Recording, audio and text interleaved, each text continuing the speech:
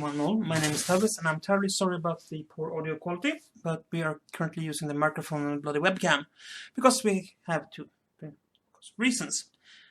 Now, what is this, you might ask? Clanimation, salvage? Well, as they said themselves, Catalyst Game Nows, the salvage boxes from the Kickstarter was a big hit, so they decided to do it again. And I got an entire display. It was not an unbroken display because my my retailer did not get an unbroken display. But seeing how there's 93 units possible to get out of this, it doesn't really matter. Even if I manage to pick all of these and they end up no duplicates, this is just 1/10 of all the things it could be.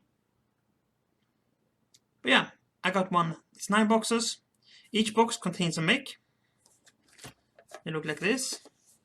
Very nice little things. You also get, of course, the cards. Battletech is world's greatest armored combat game. Inside this mounts one random, high-quality, fully assembled, unpainted miniature, immediately ready for battle action. Also include one mech warrior card and one Alpha Strike game card. Now we know. I guess I could feel them. Let's see if there was a big chunky mech or not in them, but I don't want to do that. Instead, we're going to pick one in the middle because it's fun. We're going to open all of these by the end of it. But for now, we pick one and we put the lid back because this is fun. So, what do you think we get? I have no idea. Do you know? I don't know. Let's see what we get. Yeah, that didn't work. It didn't cut. You can see I can't. Ooh. And this, as far as I can be any of the new mix. Jeez! We pulled a chunky one to begin with. Oh, the cards are stuck with the carton. This, for those who can't see it, is an atlas. We pulled an atlas. The first we did was pulling an atlas. That's good, because I didn't have an atlas. And I mean, you can never go wrong with an atlas, can you? Well, I guess you can, in theory. Atlas 7K. Row Sniper. Heavy as heck mech. Or the 7D, which is designed as a juggernaut. These are two Alpha Strike cards you have, and you have the Alexander Araya, I don't know. Hasdavian Pilot has dodge. And you have Michael Iju, a Kuritan with the slugger keyboard. So yeah, that did pretty much go as good as it could. We got an assault mech. We didn't have already. And yeah, let's see if I can. It's a chunky little thing. I'm gonna paint this thing up now. So I'm gonna turn the camera off, readjust my area, and then we are going to do things. Because it's good. Yes. Really good. So, for you, it will be merely a frame. For me, it will be a bit more than that. Enjoy! And we are back with the paint station.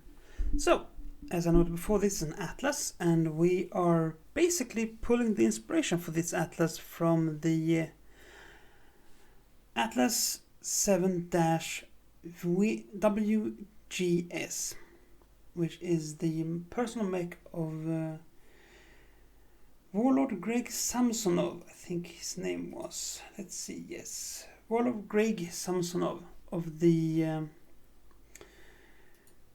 ever so lovely Galadon regulars, or the Galadon sector in general. Now his Atlas did have a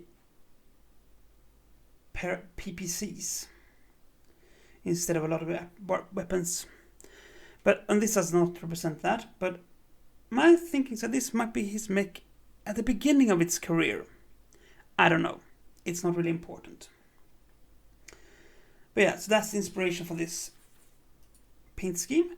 And we start off with a nice running over of Corpse Pale, because as it stands, the Galladon regulars have a khaki base scheme paired with the blue and a white, and that is what we're going to do.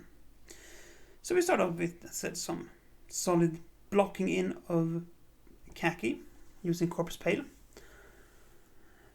I mean, there's not much to say about this stage. We go over the mech, we block in all the major color areas. This is the faster you can do it. You can also paint each area individually, but I would recommend that you actually go ahead and block things in. That way you can see if the idea you have works or if it doesn't work, and then you can adjust accordingly. But you do you. If do whatever works for you, but that is what I would recommend. Next up, we hit it with a nice deep blue. Again, this is Army Painter War Paints, as always, unless stated elsewise. And again, we're still just blocking in colors, because this mech has three main colors: the blue, the white, and the khaki. In this case, more like a light wood, but anyway. And my thinking is that I treat this a bit like a uniform. We have the beige undersuit, and then the blue and the white represents basically armor pieces for this. So you have some shin guards, you have your shoulder guards, you have your breastplate. I mean, it kind of works. Also helmet, because, well, in the end it doesn't really become a helmet because I do things, but you know, for what it's worth, is what it is. Now for the white, we actually start off with the blue, because that is how you do it sometimes. And this is Gorgon Hide, which is a nice bluish grey white mix that would probably take hours to find regularly, but since we have it on can, we just slap that on. And with that, we pretty much have all the major areas blocked out. Okay, I'm also leaving the weapons unpainted because it's going to be slapped on with some chainmail or gunmetal silver by the end, so we get back to those later.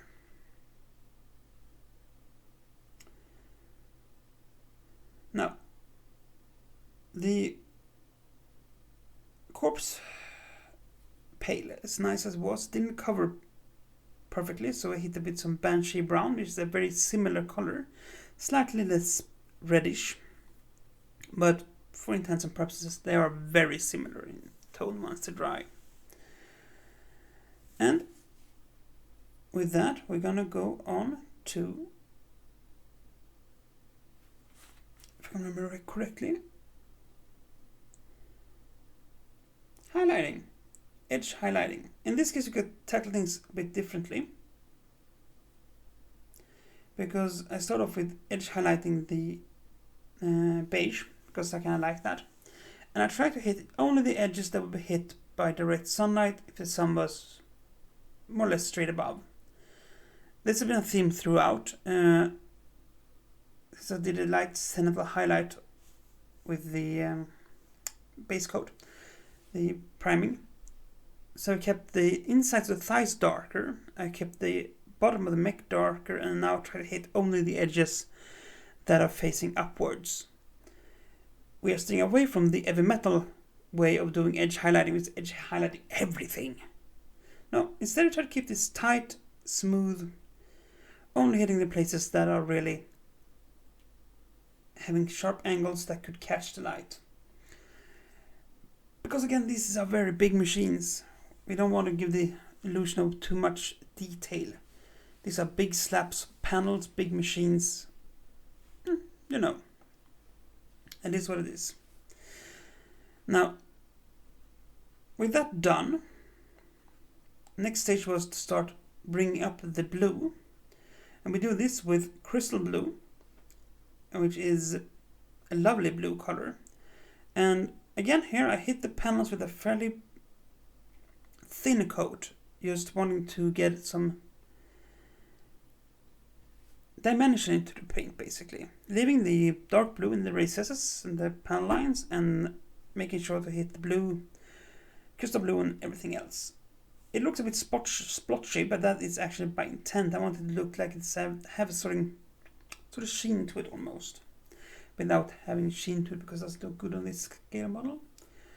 But anyway, again, I focus on the areas that would catch sunlight and leave the other areas more untouched. It's like the inside of the thighs, under the knee pads and so on and so forth. Making sure that we get this nice 3D effect on it. Now, after that, it's time for my go-to, which is light tone. Actually, I think 5 other tones are my go-to, but anyway, a wash, however you treat it. I start off with a fairly thick mix at the head, making sure to cover the entire faceplate, darken it deeply, and then moving on to the rest of the body with a much thinner coat, allowing it to run into the recesses, the gap between the panel gaps, and under armor plates to give it again more a sense of 3D. This in combination with the high edge highlighting gives a decent amount of actual dimension to the mech, which is nice. And it is a good way of just giving this machine look to it. It's not a human, it's not a organic being, it's a machine. So sharp edges and weirdness is okay. As you can see, it does a lot to bring it together. It also gives a little worn look. We need that. This thing should not look pristine in any way, shape or form.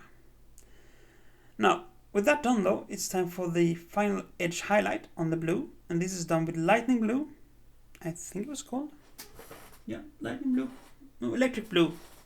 Never mind, not lightning blue, electric blue. And it is a very, very bright blue.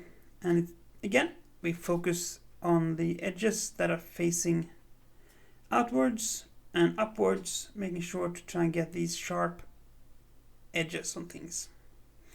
And we finished off all the edge highlighting pretty much with a hit of pure matte white onto the Gorgon hide, making sure to give it some slight dimension too. We resist the urge to go with this with non-oil, because non-oil, as great as it is, does not do very well on white. So we just hit it with a matte white edge highlighting to bring a bit of depth to it. And technically this is table ready now, but it can't stop there. So after hitting all the whites, we go into detail phase. You know what it is. And first up is of course my old friend contrast paint, because I don't have the speed paints yet. And we hit the eyes with some red, because if you paint the cockpit on an Atlas, bless your heart, I'm not going to do that. The area is literally the size of a pinhead. And after that I tried some freehand, because the insignia of this unit is basically a pair of triangles with a white sword on it. And I felt like that I could probably do that. It was more difficult than I thought actually, but in the end it turned out decent. But you also now see the absolute limits of my freehanding ability. And yeah, not much more to say about that. It is what it is. But it's there. It is an actual logo that sort of kind of looks like a sword if you squint at it from far away. Yeah, that was pretty much it, wasn't it? So this mech being pretty much a random blind box pick, and well, I should say random, not entirely random, but I was like going over the atlas and looked at the personal atlases and seeing that, yeah, this looks good. So I decided to go for it. Now, going forward, we are going to open the rest of the blind boxes, and we're going to do it in pairs of 2, and we're going to look at the cards, and from the cards draw a paint scheme for each mech. So, before I slap onto the beauty shots, and I realized I forgot to ink the back of the legs, but as usual, stay safe, be kind, and do play fair. Bye.